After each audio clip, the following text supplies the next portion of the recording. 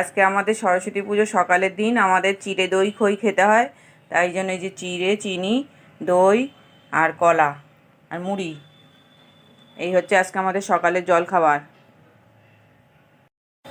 আর সরস্বতী পুজো উপলক্ষে চিড়ে মুড়ি খাওয়া হচ্ছে। চিড়ে মুড়ি শুধু?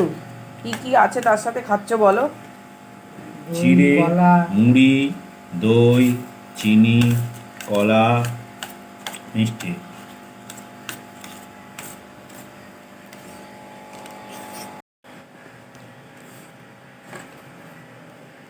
আমরা সবাই সকালের এখন টিফিন খেতে বসেছি।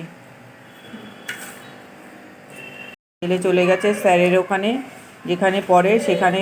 কালকে পুজো হবে, এখন বাজার করতে যাবে স্যারেদের সাথে, সেই জন্য গেছে।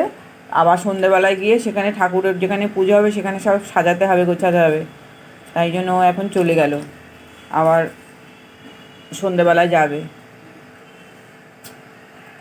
রান্না হচ্ছে, সিদ্ধ বসিয়েছি সব, আর এখানে চা হচ্ছে। এই মা চা বসিয়েছে।